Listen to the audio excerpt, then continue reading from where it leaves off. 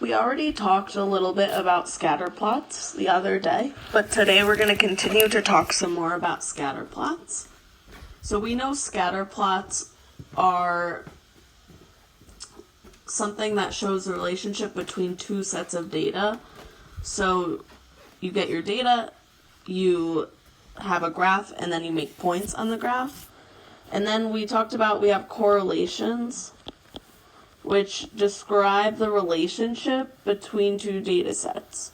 So right here we have a strong positive correlation. We can see that because if we were to draw a line through our data that follows the way the data goes, we would have a positive slope. That's one way to think about it. We would go up and then we would go to the right. We could also think about as one thing increases, the other thing also increases. So as your x increases, your y also increases. As we get bigger here, we go up here. Now right here, this is strong. We know that because our data is almost linear. Strong equals linear. Down here we have a weak negative correlation. We see that we go down here, but we go to the right here. So we go down and then to the right. Our slope of that line we were to draw through our data would be negative.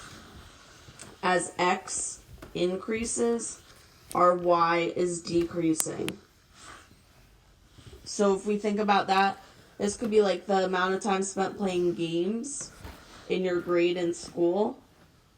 As you spend more time playing games, if you play too much Fortnite, you're probably going to have grades that go down because you stop doing your homework. You stop doing all that other stuff. This is a weak correlation because it's not really linear, not super linear. So the closer we get to having all of our data in a straight line, the stronger our relationship is. As it spreads out, that's when our relationship becomes weak. And then no correlation means that our points are just all over the place.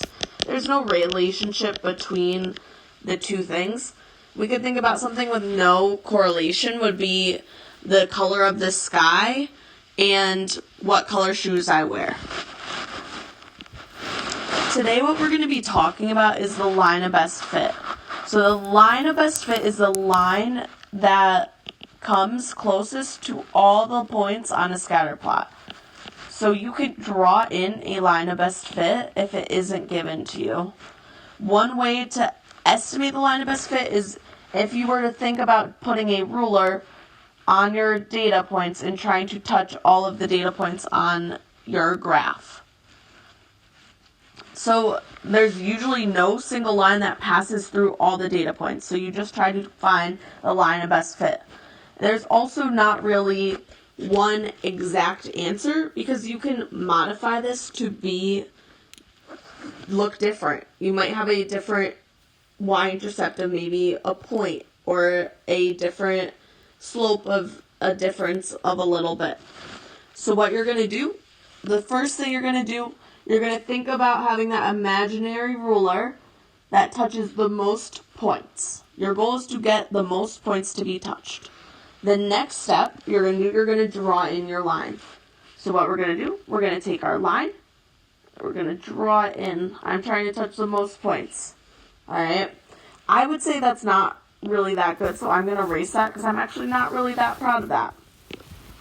Alright, so right here, I'm drawing in my line of best fit.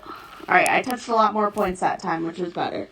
So if I see right here, my first step, I draw my line. My second step is that I'm going to find the slope of my line. Because we're trying to find the equation of the line. So we can say this is the equation for my line of best fit. So I'm finding the slope of my line. I do that. You should know that by having 2 points on my line. Alright, so I have the point 10, 100. Got to be careful there with my scale on this graph. And then I have the point 22, 500. Let me just check that. Alright, now what I do, remember, I'm finding my slope. What is my slope? Remember, what is our saying?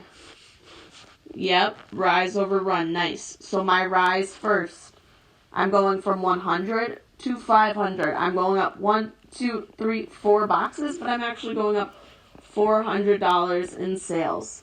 Now, my temperature, I start at 10, and then I go to 22, so I'm going over 12 degrees Celsius.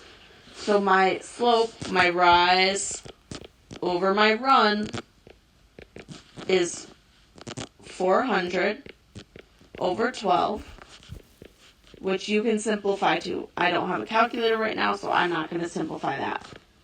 But you would just simplify it by doing 400 divided by 12. Now, my y-intercept, that's the point where my line crosses my y-axis. That's that point right here. My y-axis is here. My point is 100. Alright? 100 right here. So y equals mx plus b. Remember, m is our slope. B is our y-intercept. I'm going to say my y-intercept, y equals, my slope was 400 divided by 12, and x plus my y-intercept is 100. Alright, so y equals 400 over 12x plus 100. That is the equation for my line of best fit. So I find the slope of my line, I find my y-intercept, then I use y equals mx plus b to write equation. Please let me know if you have any questions. Otherwise, have a great day.